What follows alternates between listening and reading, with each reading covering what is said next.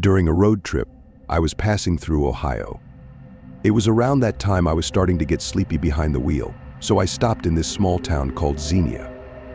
I looked for a hotel or motel and found this place called Xenia Country Inn. It looked a little rundown, but so did this whole town, if I'm being honest.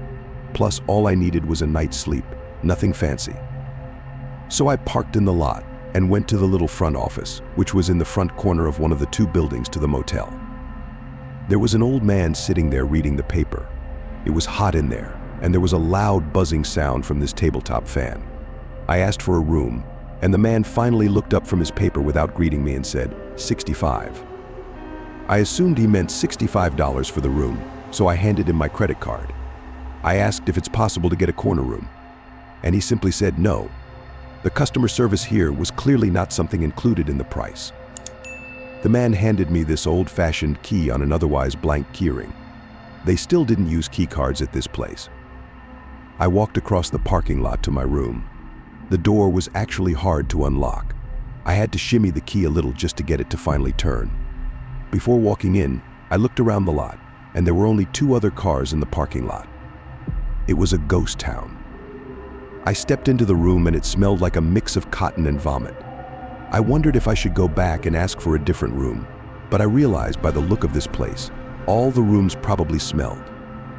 The room was small and had a blue, dirty, worn-out looking carpet, a couch, a small coffee table, and a bed.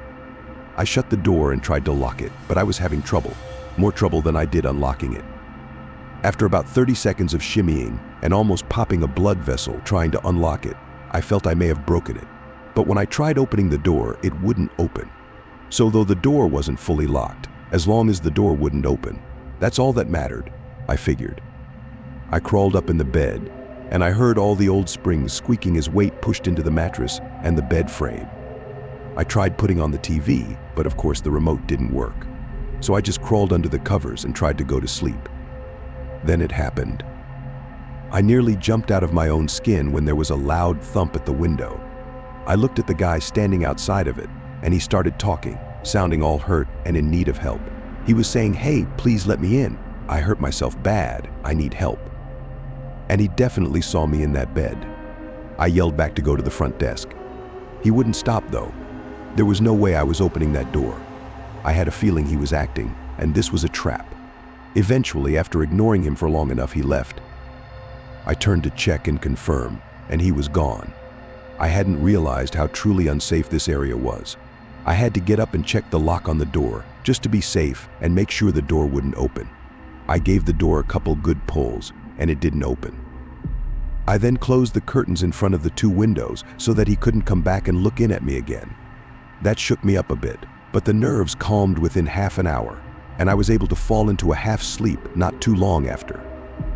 I started having this weird dream where I was in a closed supermarket running from the manager who was chasing me, and at some point during the dream, these clicking sounds started taking over to the point that my whole dream shifted to incorporate these sounds, and then with that, I was awake.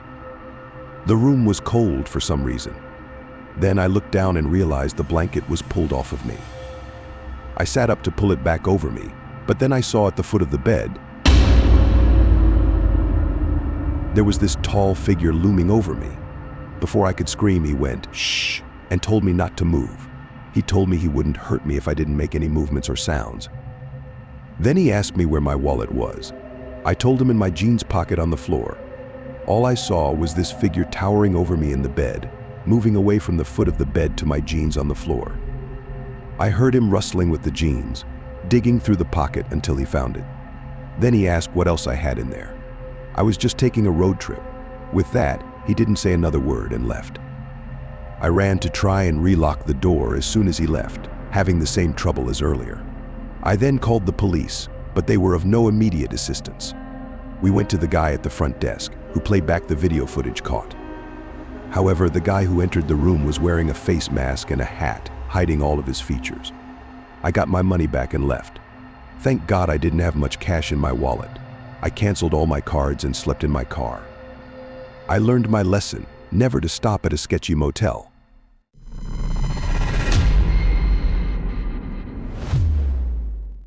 Long story short, My ex-girlfriend and I had a pretty explosive relationship, and we didn't get along very often. We were on this weekend trip in the mountains just to go sightseeing and hiking because we thought it would be good for us. But shit hit the fan in the hotel room on the second night, and basically I couldn't sleep in the same room as her.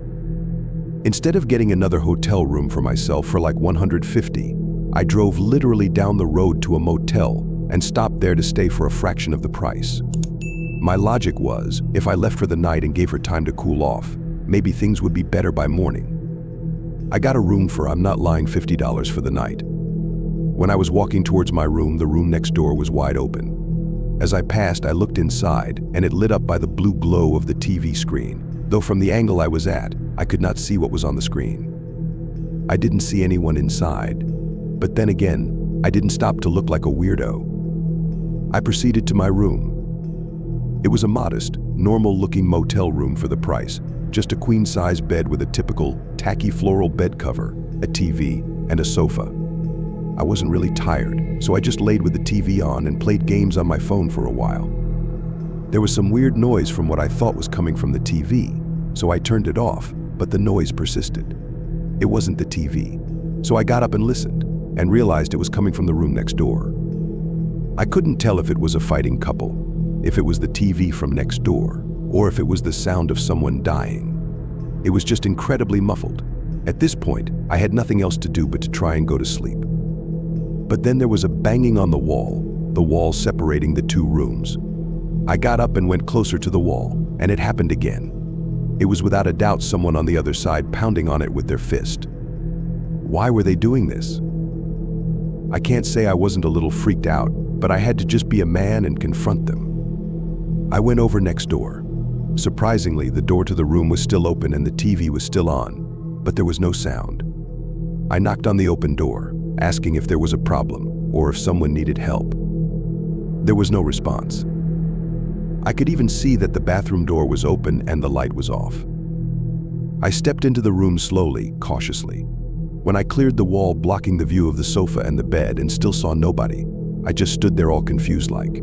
I went closer to the TV to look at what exactly was on the screen. It was just a blank blue screen. But there was a sticky note on the screen. It had writing on it. I picked it off the screen. It said, "Check under the bed." I dropped the note and ran out of the room, slamming the door. I ran back to my room and made sure to double lock the door with the chain lock. I crawled into bed and texted my girlfriend, telling her what just happened and that I was freaking out. She called me immediately, and I started telling her over the phone. As I was mid-explaining it, there were more bangs on the motel room wall. She heard it clearly because I put it on speaker. I started freaking out, and she told me to run to my car or to the front desk. I chose to run to the front desk so I could get my money back. I told the guy at the front desk that he should go to the room next to mine and kick the person out, but he looked at me and laughed and said that there was no one staying on either side of that room. He seemed to know immediately that they were both vacant. I told him he needs to check it out and that I needed my money back. So he went with me with the key to the room in his hand and unlocked the door. But now the TV was off and the room was dark. He walked inside and checked under the bed as the note had said. Even the post-it note that I dropped on the floor was gone. He refused to refund me, but it was $50. I didn't care. I left and went back to the hotel, to my girlfriend, and was glad to hug her and sleep in the same bed as her.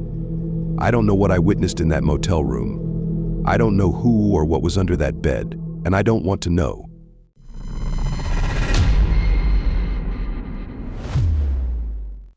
Early last year, my father and I traveled down to do some charity work in a small town that was flooded from recent rainfall. We had gathered a truckload full of donated clothes and items to help families get back on their feet. The first night, we stayed in a hotel that had a perfect view of the ocean. That night, my dad and I stayed up watching the Blair Witch Project on my laptop using the hotel's free Wi-Fi.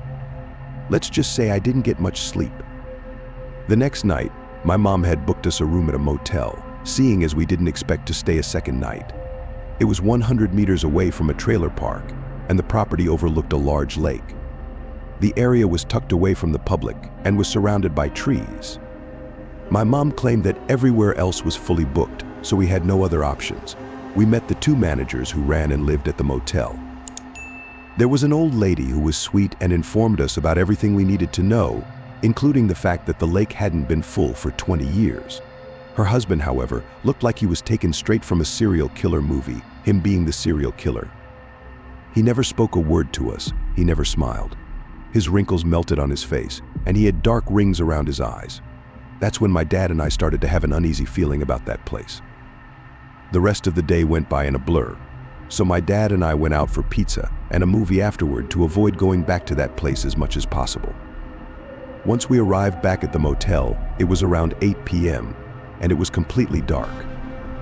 As we went to the back of the truck to get our luggage, we found a bag of children's clothes hidden underneath a spare tire.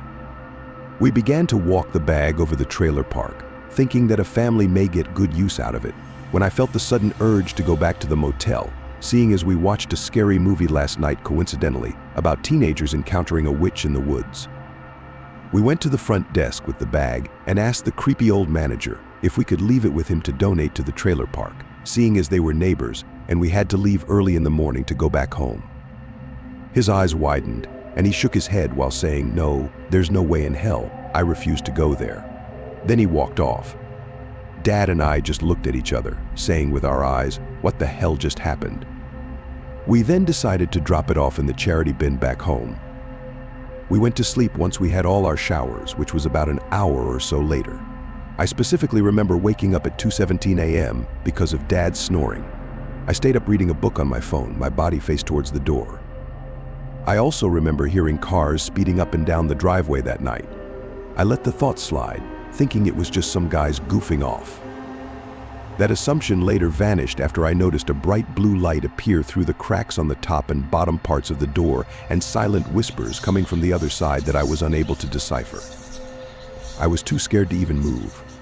I was frozen in the spot. My heart was beating in my throat and my hands were shaking, and I mean literally shaking.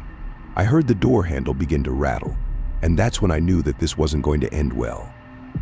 The light then disappeared, followed by complete and utter silence.